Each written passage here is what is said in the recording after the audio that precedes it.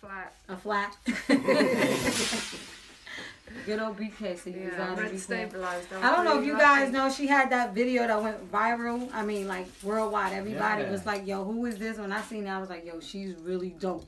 Well, let me tell you the story, the backstory behind that. That's how we got her on here, because I saw it. Wait, first name? Who's DJ this? Pop Rec, a.k.a. Vinny Barbarino, a.k.a. Bodega P. All right. Papote. Yeah. But see, what happened was, the very first time I saw the video, I was floored. I was like, look at this lady getting busy. Not only was she getting busy, there was no Serato involved. She was rocking straight vinyl. Yeah. So immediately, I did my research, found her name, inboxed her. Right. And she got back to me. Of course.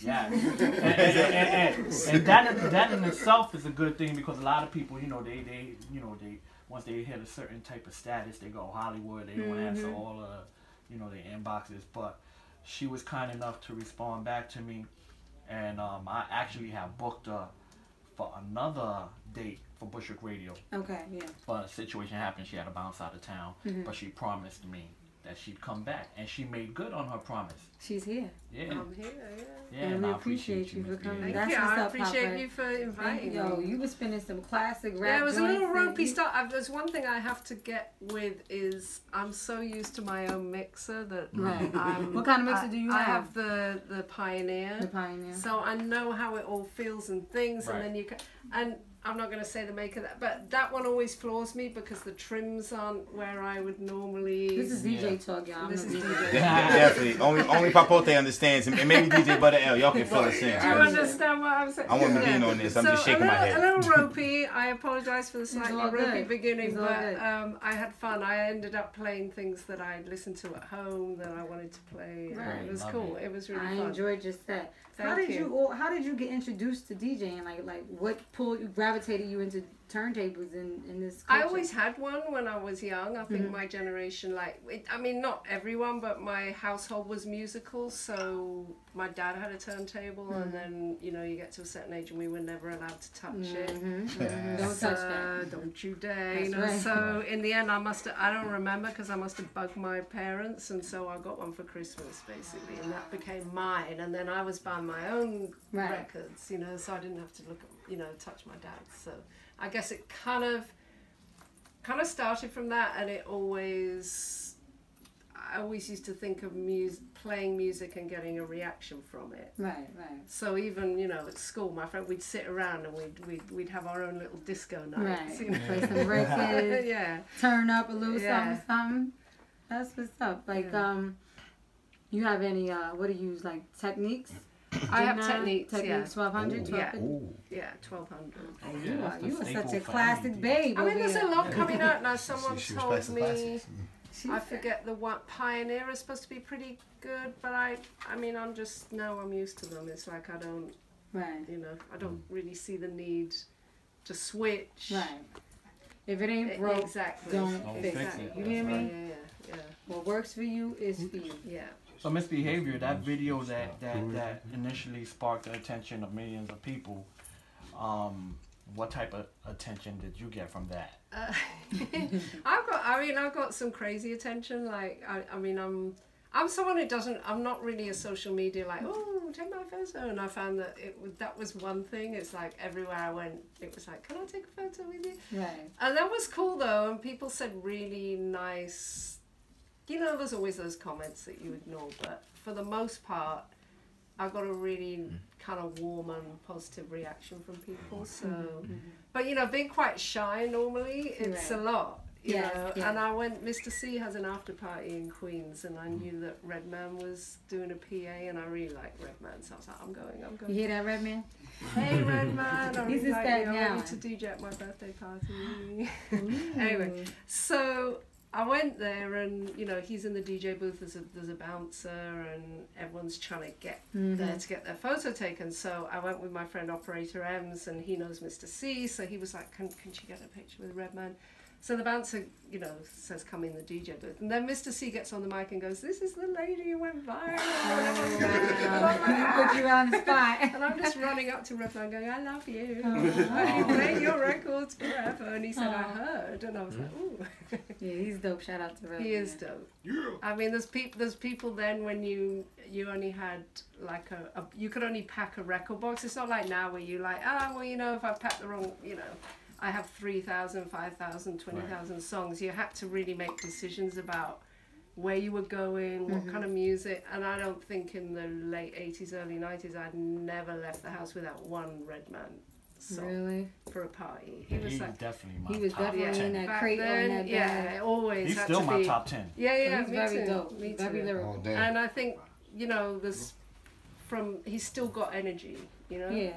He has that distinctive voice. No one, you can never compare him to anybody. Nah, that's true. Redman is Redman. You know but shout out to the whole boot camp, because I'm also a boot camp fan. Okay. So.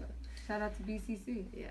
Definitely. We just had we're in Brooklyn and we just had Tech was here the other day. Rock just left the building. Yeah. You know what I'm saying? And I'm nothing but a lot of Brooklyn love. Yeah. Now you're definitely now a native. I guess I am. I don't know how many years before you. Man, if you made it over 5 years, you good. You still here. You're officially a Brooklyn now. How many times where I was like, fuck this shit, but no. You're officially now a Brooklyn Nighthead. Yeah, I guess. Yeah, I mean, I've spent longer in Brooklyn than I have in London. So. Okay. Oh wow. You're definitely a Brooklyn night now. Yeah. We gotta get you to stamp it right on. Yeah. Right on that back. BK's finest. All right. Any gigs you got coming up that we need to attend? Yeah, well, I'm going to London actually on kind of family business for about 2 weeks, and then January I'm going to Charlotte and then Atlanta, so that's going to be kind of cool. December I'm playing with Cool G. Cool G Rap? No, I'm saying his name wrong because I'm spacing out now. KG. Cool KG. Damn, sorry. I'm going to be doing something with him in Brooklyn. And then, to be honest, I focus a lot on the holiday corporate stuff in December because that's where where the cheese, the bread, the butter, you exactly. know. That's when you need the croissants. WAP. Hey, so most of those I don't really even tell people about because they're not, you know, they're just like business stuff. So that's really what I'm looking at now is just grabbing as many of them. I get it. Yeah. Go for it. Because after Thanksgiving, that all kicks off. So, that's right. But you know, we always have Mobile Mondays, which is our 45 party in Manhattan. That's with at Bowery Electric. Okay, Bowery Electric. So there's a whole crew of us: Natasha Diggs, Operator M's, Just Blaze. Yeah. Is that over Joey where at now? Carvello, Money Mike's. We're at Bowery Electric every Monday. It's just you know what it reminds me of a little bit is a 45 version of something like the way Bar 16 was back in the day. You just go hang out, heads calm. You know, sometimes it's a crazy party. Sometimes that's where I met just you like at Bar 16. a few people hanging out listening to records, but you know we're always there. And for the most part, it's a 45 night. Although we have guests, we let them play. Right. And so next month we have Record Store Month. So we're featuring a different record store in New York. So the DJs who work in the record store are going to come and play. Okay. So we've got one called Superior Elevation, which I think is in Bushwick. I'm trying to remember. It's Williamsburg or Bushwick. There's Rock and Soul. Yeah, that's in the city. DJ Official works that out. Yeah. And Mike, if you know Money Mike, he works at Rock and Soul. So for that one, I'm doing a Killer Cuts, if anyone remembers Killer Cuts label. I remember. You got an official label. You got okay. posters on your social? I'm doing it. Yes, I post everything on my social. I'm Instagram. I'm the most active on, so that's at Djmisbehavior. You heard that guy say that again? At Djmisbehavior. Should I spell it? Yes, you should. Definitely. DJMISBEHAVIOUR. For the illiterate. Yeah. Well, all this time I was saying your name wrong. That's okay. I apologize. It's DJ Misbehavior. Yeah. I was saying misbehaving. Like, and nobody at the was Well, she misbehaving. She was misbehaving on them turntables. She was one checked you. Killing it over there. It's all good. Okay, cool. Thank you. It's all good. All right, for those who's tuning in, we have Djmisbehavior here with us in studio. Never Say Never Sundays. We're gonna come back. You got a record queued up? You gonna spin a little bit more for us before we out here? We are. Yes, you are. Yes, she. As a matter of fact, she is. All right.